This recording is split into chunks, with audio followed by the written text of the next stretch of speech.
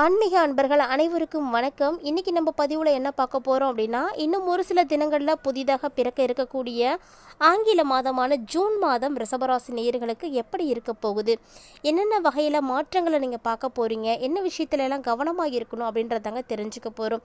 பொதுவாகவே புதிதாக ஒரு மாதம் பிறக்குது அப்படின்னா கட்டாயமாக அந்த மாதம் சிறப்பாக இருக்கணும், நல்லபடியாக இருக்கணும் அப்படின்ற மாதிரி நிறைய பேருக்கு எதிர்பார்ப்புகளும் கூடவே தான் பிறக்குதுன்னு சொல்லணும். அந்த வரிசையில் ரிஷபராசி நேயர்கள் ரொம்பவே எதிர்பார்ப்போடு காத்துட்டு இருக்கக்கூடிய இந்த ஒரு மாதம் எப்படி இருக்குது அப்படின்றத நம்ம தெரிஞ்சுக்கலாம். ரிஷபராசி நேயர்களை பொறுத்த வரைக்கும் பணம், குடும்பம் எல்லாமே சூப்பராக தாங்க இருக்குது. ஆனால் இந்த ஒரு விஷயம் மட்டும் பார்த்தீங்கன்னா நீங்கள் ரொம்ப ரொம்ப கவனமாக இருக்கணும் அப்படின்னு சொல்லப்பட்டிருக்கு. பொதுவாக 2025ஆம் ஆண்டினுடைய சனி பயிற்சி, குரு பயிற்சி, ராகுகேது பயிற்சி அப்படின்னு பல முக்கிய கிரகங்களுடைய பயிற்சிகளானது நடைபெற்று முடிந்திருந்தாலுமே கூட சிறப்புமிக்க இந்த 3 கிரகங்களுடைய பயிற்சியானது ஜூன் மாதத்தில் கட்டாயமாக ரிஷபராசினியர்களுக்கு நல்ல ஒரு மாற்றங்களை தாங்க கொடுக்க இருக்குது. அதை பற்றி தான் இப்போ நம்ம தொடர்ந்து பார்த்து தெரிஞ்சுக்க போகிறோம். வீடியோக்குள்ளே போகிறதுக்கு முன்னாடி நீங்கள் இன்னும் நம்ம சேனலை சப்ஸ்கிரைப் பண்ணாமல் இருந்தீங்க அப்படின்னா மறக்காமல் சேனலை சப்ஸ்கிரைப் பண்ணிக்கோங்க. கூடவே பக்கத்தில் இருக்கிற பெல் ஐக்கானையும் கிளிக் பண்ணிக்கோங்க. அப்போ தான் நாங்கள் போடக்கூடிய வீடியோக்கள் எல்லாமே உங்களுக்கு நோட்டிஃபிகேஷனாக உடனுக்குடன் வந்தடையும். நீங்களும் பார்த்து பயன்பெறலாம். வாங்க வீடியோக்குள்ளே போகலாம். ஜூன் மாதத்தை பொறுத்த வரைக்கும் ஆங்கில மாதத்தினுடைய 6வது மாதங்க. இந்த மாதத்தை பொறுத்த வரைக்கும் 29ஆம் தேதி மேசத்தில் இருக்கக்கூடிய சுக்கிர பகவான் ரிஷபராசிக்கு பயிற்சியாக போகிறாரு. ஸோ ஆனி 15ஆம் தேதிக்கு அப்புறமா பார்த்தீங்கன்னா சூரியன் ரிஷபத்தில் இருந்து மிதுனத்துக்கு பயிற்சியாக போகிறாரு. அங்கே பார்த்தீங்கன்னா ஏற்கனவே குரு மற்றும் புதன் பகவான் இருக்கிறாங்க. ஸோ புதன் பகவான் 22ஆம் தேதிக்கு அப்புறமா கடகராசிக்கு பயிற்சியாக போகிறாரு. கேது பகவான் பார்த்தீங்கன்னா சிம்ம ராசியிலும், ராகு பகவான் கும்ப ராசியிலும், சனி பகவான் மீன ராசியிலும் இருக்க போகிறாங்க. இதுதான் இந்த ஜூன் மாதத்தினுடைய கிரக அமைப்புகள். இதன் அடிப்படையில் பார்க்கீங்களா, ஜூன் 7ஆம் தேதிக்கு உங்களுக்கு ஏகாதசி வந்திருக்கு. 8, 23 போன்ற தேதிகளில் பிரதோஷம் வேற வருது. அதைத் தொடர்ந்து 25ஆம் தேதி அமாவாசை வந்திருக்கு. மேலும் பஞ்சாங்கத்தின்படி பார்க்கையில் இந்த மாதம் ஆந்திராவில் புயல், மழை மற்றும் நம்மளுடைய எல்லையில் மிகப்பெரிய பதற்றங்கள் நிலவுவதற்கு கூட வாய்ப்புகளை ஏற்படுத்தி கொடுக்க இருக்குங்க. ஸோ இது எல்லாமே கிரக அமைப்புகளின்படி தான் ஏற்பட இருக்கு. ஸோ அப்படிப்பட்ட சிறப்புமிக்க இந்த மாதத்தில் என்ன மாதிரியான பலன்களை எல்லாம் ரிஷபராசினியர்கள் அடைய போகிறாங்க அப்படின்றத நம்ம பார்க்கலாம். ரிஷபராசினியர்களுக்கு பார்த்தீங்கன்னா ரொம்ப ரொம்ப நல்ல ஒரு பலன்கள் தாங்க கிடைக்க போகுது. பொதுவாக ரிஷபராசினியர்களுக்கு பார்த்தீங்கன்னா மிகுந்த நல்ல ஒரு மனசு இருக்குது அப்படின்னு சொல்லுவாங்க. நல்ல ஒரு மனம் படைத்தவர்கள் அவங்க தான். சுயநலம் நிறைந்த இந்த உலகத்தில் மற்றவர்களுக்கு உதவி செய்யணும் அப்படின்ற ஒரு எண்ணம் இருக்குது, மனப்பான்மை இருக்குது அப்படின்னா அப்படி வாழக்கூடிய ஒரு சிலரில் ரிஷபராசினியர்களும் ஒருவர் தாங்க. இவங்க பார்த்தீங்கன்னா ரொம்ப ரொம்ப முக்கியமானவர்கள் அப்படின்னு சொல்லலாம். ஏன்னா இவங்க நிறைய முன்னேற்றத்துக்காக, அதாவது குறிப்பாக உடன் பிறந்தவர்களுடைய முன்னேற்றத்துக்காகவும் சரி, மற்றவர்களுடைய முன்னேற்றத்துக்காகவும் சரி அதிக அளவு பாடுபடக்கூடியவங்களாக இருப்பாங்க. ஆனால் இவங்களுக்கு உதவுறதுக்கு யாருமே இருக்க மாட்டாங்க. அப்படிப்பட்டவ ரிஷபராசி நேயர்களுக்கு இந்த ஜூன் மாதத்தினுடைய சிறப்புமிக்க நாட்களை பற்றி தான் நம்ம பார்த்துட்டு வந்துட்டு இருக்கோம். அதுவும் ஜூன் மாதத்தில் பார்த்தீங்கன்னா சூரிய பகவான் உங்களுடைய ராசியிலே இருக்க போகிறாரு. ஸோ முதல்ல 15 நாட்களுக்கு கல்வி பயிலக்கூடிய மாணவர்களுக்கெல்லாம் ரொம்ப ரொம்ப சிறப்பாக இருக்குங்க. அதுவும் குறிப்பாக இந்த மாதத்தில் பொதுத் தேர்வு, போட்டித் தேர்வு இதுக்கெல்லாம் தயாராகக்கூடியவங்க படிப்பில் நல்ல முன்னேற்றத்தை பார்ப்பீங்க. உத்தியோகமாக இருக்கட்டும், தொழிலாக இருக்கட்டும், புதிய விதமான முயற்சிகளாக இருக்கட்டும், அப்படி எதுவாக இருந்தாலுமே நீங்கள் எடுக்கக்கூடிய ஒவ்வொரு விதமான விஷயங்களுமே உங்களுக்கு கை கொடுக்குங்க. ஸோ கவலைப்படாதீங்க. புதுசாக வேலைக்கு தேடக்கூடியவங்க, முயற்சி பண்ணக்கூடியவங்களாம் கட்டாயமாக இந்த டைமில் முயற்சி பண்ணுங்கள். ஏன்னா இந்த டைம் உங்களுக்கு சிறப்பாக இருக்கிறதுனால நீங்கள் எதிர்பார்த்தபடியே உங்களுக்கு வேலை கிடைக்கிறதுக்கு நிறைய வாய்ப்புகள் இருக்குது. அதனால் வேலை இல்லாதவங்களாம் வேலை தேடிக்கோங்க. உத்தியோகம் பார்த்திங்கன்னா சிறப்பாக இருக்கும். அதாவது உத்தியோகம் உங்களுடைய திறமைக்கு ஏற்ற அளவில் கிடைக்க போகுது. உங்களுடைய திறமைகளுடைய அடிப்படையில் அதற்குரிய அங்கீகாரம், பதவி உயர்வு இது போன்ற சலுகைகளோடு கிடைக்க போகுது. அதுவும் குறிப்பாக பொருளாதாரத்தில் நல்ல ஒரு முன்னேற்றம் பார்க்கக்கூடிய ஒரு சூழ்நிலைகளை நீங்கள் நெருங்கிட்டீங்க. என்னதான் உங்களுக்கு கடன் பிரச்சனைகள் இருந்தாலுமே கூட அதையெல்லாம் அடைக்கக்கூடிய அளவுக்கு கட்டாயமாக உங்களுக்கு பணவரவு இருக்குது. அதுவும் குறிப்பாக குழந்தைகளுடைய வளர்ப்புலலாம் நீங்கள் சிறப்பாக இருப்பீங்க.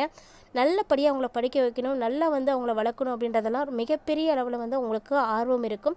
அதே போல் நீங்கள் இந்த மாதிரியான விஷயங்களில் இறங்கி செய்யக்கூடிய காரியங்கள் எல்லாமே வெற்றி அடைய போகுதுங்க. உத்தியோகமாக இருக்கட்டும், தொழிலாக இருக்கட்டும், வீடாக இருக்கட்டும், இது போல் எல்லாவற்றிலுமே உங்களுக்கு இடமாற்றங்கள் அப்படிங்கிறது நிகழப்போகுது. மேலும் தனஸ்தானத்தில் குரு பகவான் இந்த காலகட்டங்களில் இருக்கிறதுனால பணவரவு பார்த்திங்கன்னா ரொம்பவே சிறப்பாக இருக்கும். கவலைப்படுற அளவுக்குலாம் ஒன்றும் கிடையாது. அது பார்த்திங்கன்னா இது நாள் வரைக்கும் இல்லாத அளவுக்கு பணவரவு சிறப்பாகவே இருக்குங்க. கடந்த காலங்களில் இருந்து வந்த நிதி நெருக்கடிகள், பொருளாதார ரீதியான பிரச்சனைகள் இதெல்லாம் நீங்கள் இப்போ சந்திக்க போகிறது கிடையாது. எல்லாமே உங்களுக்கு விலகி சூப்பரான ஒரு எதிர்காலமானது கிடைக்க போகுது.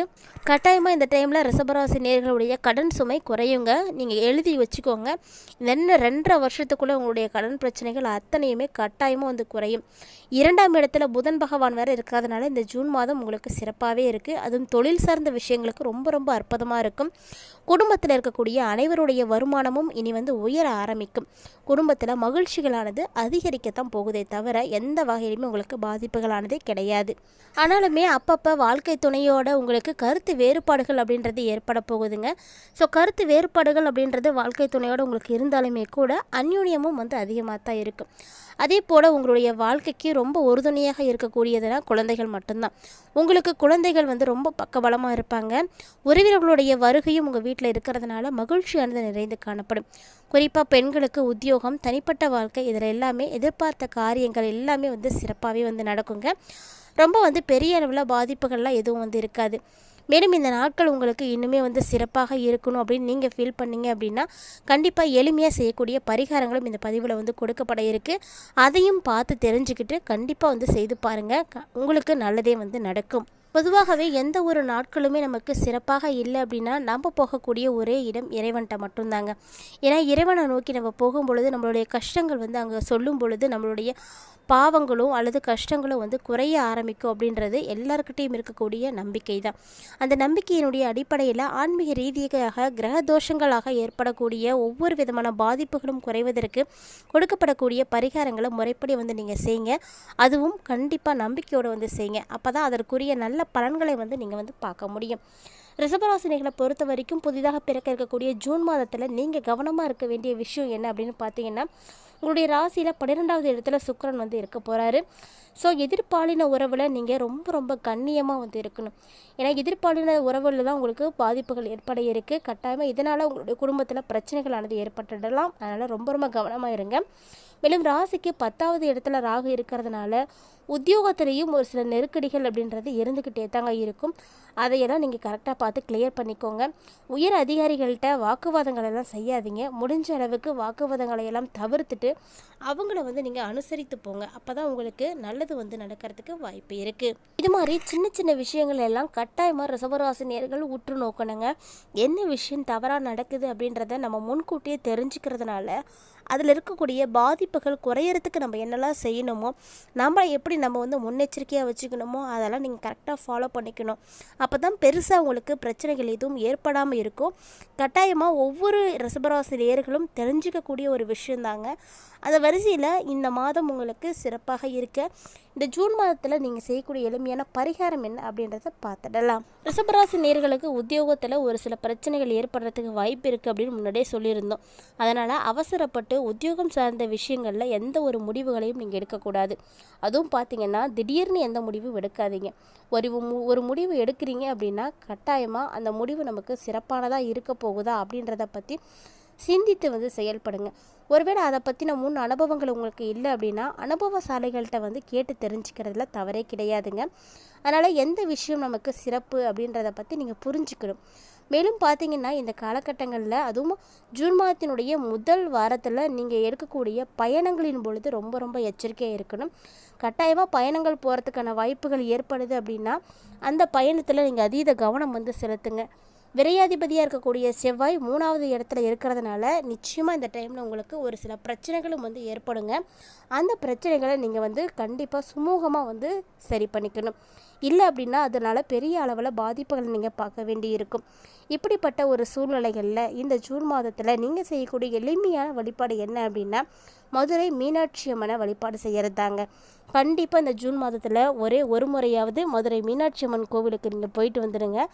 அப்படி போய் வழிபாடு செய்துட்டு வந்தீங்க அப்படின்னா அம்மனுடைய அருளானது கிடைக்க பெற்று உங்களுக்கு எல்லாமே வந்து நல்லது நடக்க ஆரம்பிச்சிடும். ஸோ இனி வரக்கூடிய நாட்களில் நீங்கள் எதிர்பார்த்ததை விட சிறப்பான பலன்கள் கிடைக்கிறதுக்கு இந்த ஒரு எளிமையான பரிகாரம் போதுங்க. கட்டாயமாக செய்து பயன்பெறுங்க.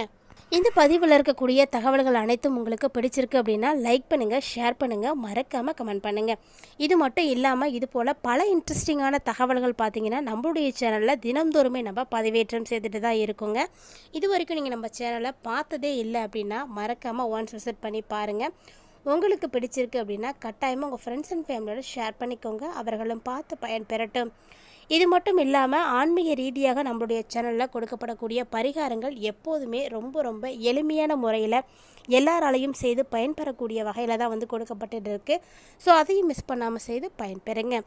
இந்த பதிவை போல் நிறைய இன்ட்ரெஸ்டிங்கான தகவல்களோட மற்றொரு ஆன்மீக தலைப்பில் சந்திக்கலாம்.